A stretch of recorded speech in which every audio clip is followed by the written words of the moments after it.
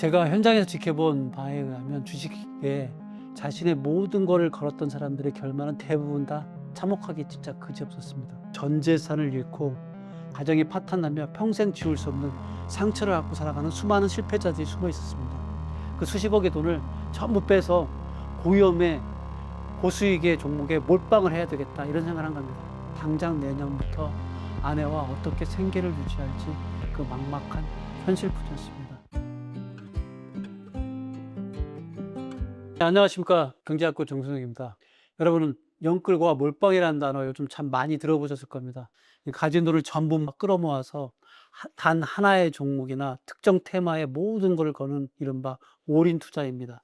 특히 요즘처럼 지수가 반등하고 특정 섹터가 불붙는 시장에서는 이 올인 투자가 마치 벼락부다로 가는 지름길인 것처럼 아마 여러분들에게 보일 겁니다. 분산 투자는 시드머니가 적은 사람들이나 하는 거지, 강남의 집 한 채를 사려면 무조건 한 놈만 패는 투자를 해야 된다, 이런 자극적이고 위험한 무용담에 지금 유튜브하고 주식 커뮤니티를 가득 채우면서 여러분들의 탐욕을 부추기고 있습니다. 하지만 제가 현장에서 지켜본 바에 의하면 주식에 자신의 모든 거를 걸었던 사람들의 결말은 대부분 다 참혹하기 진짜 그지없었습니다. 그러니까 화려한 조명과 수익 인증샷 뒤에는 전 재산을 잃고 가정이 파탄나며 평생 지울 수 없는 상처를 안고 살아가는 수많은 실패자들이 숨어 있었습니다. 그래서 오늘 저는 주식시장에서 모든 걸 쏟아부었다가 철저하게 실패한 사람들이 밤마다 진짜 입을 뒤집어 쓰고 피눈물을 흘리면서 후회하고 있는 세 가지의 결정적인 이유들을 여러분들에게 말씀드리려고 합니다.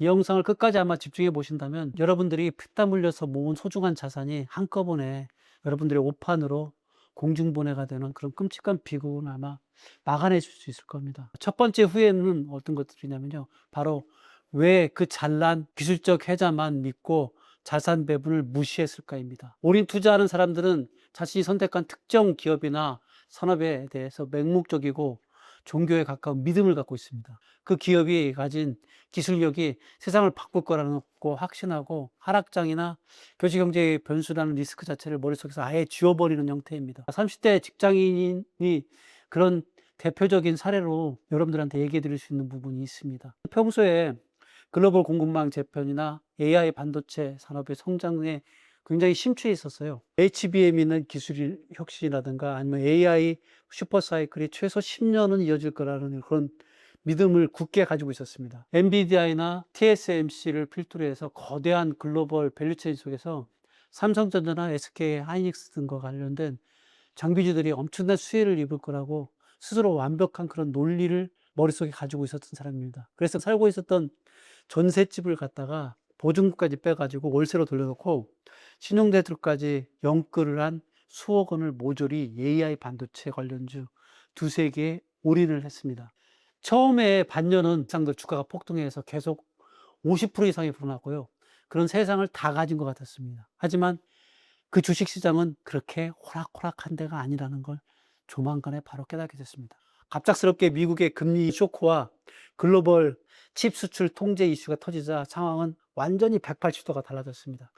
기술적 해자가 아무리 뛰어나도 외국인들이 거시경제 악재를 이유로 해서 물량을 쏟아내기 시작하니까 이걸 갖다 버텨낼 수 있는 장사가 없었습니다. 주가는 단 2달 만에 최고점 대비 무려 절반 가까운 40% 이상이 폭락했고요. 그렇기 때문에 에버리지였던 계좌 원금은 순식간에 완전히 반토막이 난 겁니다. 자산의 100%를 갖다가 반도체라는 단일 섹터에 몰아넣었던 그였기 때문에 리스크를 방어할 어떤 수단도 현금도 없었습니다. 만약 자산의 절반만이라도 안전한 달러나 채권 혹은 배당주에 분산해 두었다면 어땠을까요? 그는 그렇게 극심한 스트레스로 인해 가지고 탈모 불면증까지 겪으면서 했지 않았을 겁니다. 그러니까 계란을 갖다가 한 바구니에 이렇게 담아 가지고 모든 걸 다 해보겠다는 그 오만함이 지금 이 순간에는 그렇게 뼈저리게 후회할 수밖에 없는 그런 현실을 갖다 만들었다는 사실을 비로소 깨닫게 된 겁니다. 기업의 기술적 해자와 비즈니스 모델을 깊게 분석하는 것은 훌륭한 투자자의 기본 덕목임은 분명합니다. 하지만 그것이 100%의 승률을 보장한다는 무적의 방패가 될 거라고 생각은 절대로 하시면 안 됩니다. 아무리 확신이 드는 종목이라도 여러분, 내 전 재산을 단 하나의 시나리오에 올인해 가지고 투자하는 것은 여러분들이 이건 투자가 아니라 파멸을 향해서 질주해 가는 도박이라는 사실입니다. 이것이 첫 번째 후회이고요. 두 번째 후회는 바로 왜 지루하고 안전한 노후 안전망을 제발로 걷어찼을까입니다. 그러니까 주식에 올인하여 단기적인 수익을 쫓는 사람들의 공통점은 수익률에 대한 눈높이가 비정상적으로 높게 형성되어 있다는 것입니다. 이들에게는 연 5%, 7% 수익률을 꾸준하게 내는 안전하고도 구조적인 상품은 진짜 답답하고 멍청한 짓으로 이렇게 생각을 하고 있습니다. 그래서 단기간에 상한가 많고 2배, 3배 벌어야만 진짜 투자라는 착각을 하는 거죠. 이번에는 은퇴를 코앞에 두고 있는 50대 뼈아픈 사례를 말씀드리겠습니다. 직장 생활하면서 꾸준히 납입해 오던 개인퇴직연금과 개인종합자산관리계좌 ISA를 어느 날 갑자기 모두 해제해버렸습니다. 세제 혜택을 든든하게 받으면서 TDF와 우량 인덱스 펀드에 안전하게 묶어두었던 그의 생명줄 같은 노후 자금이었는데 그 부분들을 갖다가 이번에 해지를 하게 됐습니다. 그렇게 해지를 할 수밖에 없었던 건 뭐냐면요. 이런 지루한 펀드에 묻어둬봤자 인플레이션 못 따라간다. 그 수십억의 돈을 전부 빼서 고위험의 고수익의 종목에 몰빵을 해야 되겠다. 이런 생각을 한 겁니다. 전 재산을 쏘아부순 것은 바로 당시 시장에서 가장 자극적으로 움직이던 특정 바이오 플랫폼 기업과 의료 AI 신약 개발주입니다.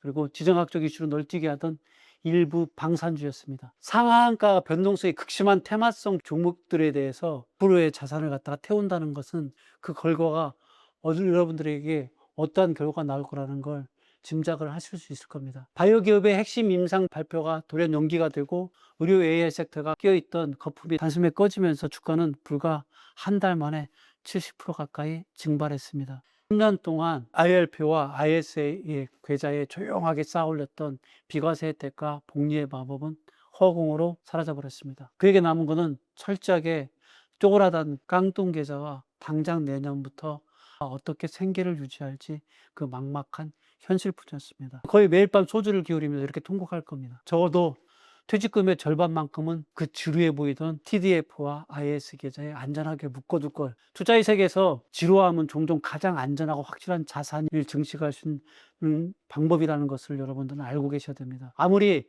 공격적인 투자하고 싶더라도 내 삶의 기초를 지탱해줄 최소한의 연금과 절세 계좌는 노후의 안정망으로 절대 건드려서는 안 된다는 것들이 최후의 보류입니다. 이것이 두 번째입니다. 세 번째 후에는 바로 왜 실물 경제의 근간인 부동산과 나의 본업이라는 진짜 자산을 포기했을까 하는 부분에 대한 후회입니다. 주식판에서 모든 걸 건 사람들은 하루에 24시간 내내, 일주일 내내 머릿속에 오직 주가 차트, 호가창만 떠다닙니다. 아침 9시 시장이 열리기 전부터 마감까지 스마트폰에서 MTS 창에서 단 1초도 눈을 떼지 못하고서 있고요. 밤에는 미국 주식시장의 프리마켓을 보느라 뜬 눈으로 거의 밤을 새웁니다. 이 끔찍한 중독 과정에서 그들은 인생에서 주식보다 수십 배 더 소중하고 더 가치 있는 두 가지 거대한 기회비용을 철저하게 날려버린 겁니다. 바로 여러분들이 가장 안정적이고 실물자산인 부동산, 이 부동산을 공부하고 투자할 수 있는 방법들을 찾아낼 수 있는 그 공부의 시간과 자신의 능력과 자기 개발을 충실하게 해나감으로써 현금 흐름을 창출하는 부분에 대한 것들을, 그런 기회들을 갖다 철저하게 날려버리는 겁니다. 가장 확실하고 안전한 부의 축적은 흔들리지 않은 나의 본업, 그것에서 기반으로 나오고 있는 매달의 월급이 현금 흐름의 시작점이 되는 겁니다. 그리고 그 잉여 현금들을 바탕으로 해서 주식뿐 아니라 실물 자산인 부동산까지 균형 있게 시야를 넓혀야만 진정한 자본과의 교도를 오를 수 있습니다. 토익보다 돈 공부 중요한 건 맞습니다. 하지만 그 돈 공부가 오직 스마트폰 모니터 속에 깜빡이고 있는 숫자만에 매몰되어야 된다는 그런 의미는 절대로 아닙니다.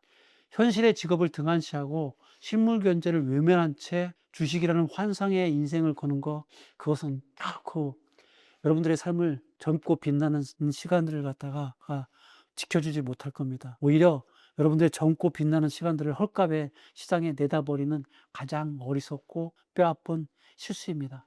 자, 오늘 경제학교에서 여러분들에게 전해드린 이 무거운 이야기들을 한번 정리해 보겠습니다. 자산 배분의 절대적 중요성을 망각하고 특정 섹터의 기술력만을 명신했던 거대한 오만화, 이것들을 후회하게 될 것입니다. 두 번째 부분은 지루하지만 든든하게 나를 지켜줄 절세 계좌, 연금이라는 노후 안전망에 대한 욕심들을 걷어차 버리는 것들이 있게 되는 탐욕에 대해서 여러분들이 버리셔야 됩니다. 세 번째 부분은 나의 본업과 부동산이란 가장 확실한 실물 자산을 유멸하고 작은 모니터에 청춘을 낭비하는 어리석음을 버리셔야 됩니다. 세 가지의 치명적인 후회는 주식에서 영혼까지 끌어모았다가 시장에서 처참하게 쫓겨나가는 사람들이 공통적으로 쏟아내는 피눈물 나는 후회의 고백입니다. 영상을 보시는 여러분들은 주식 투자가 자본주의 사회에 대해서 내 자산을 지키고 경제적 자유를 이루기 위한 훌륭하고 아주 필수적인 도구이라는 사실을 아마 생각하고 계실 것입니다. 하지만 그것이 평화로운 일상과 가족의 미래까지 파괴하는 도박장이 되어서는 절대로 안 됩니다. 주식 투자는 내 삶을 더욱 풍요롭게 만들어줄 여러 개의 파이프라인 중에 하나입니다. 철저하게 통제 가능선 내에서만 남겨두시는 것이 현명합니다. 당장 내일 아침에 급등할 테마주를 찾느라 뜬 눈으로 밤을 새우는 대신 여러분들 건강 챙기고 사랑하는 가족과 눈을 맞추고 본업에서 여러분의 경쟁력을 높이는데 더 많은 시간과 에너지를 투자하십시오.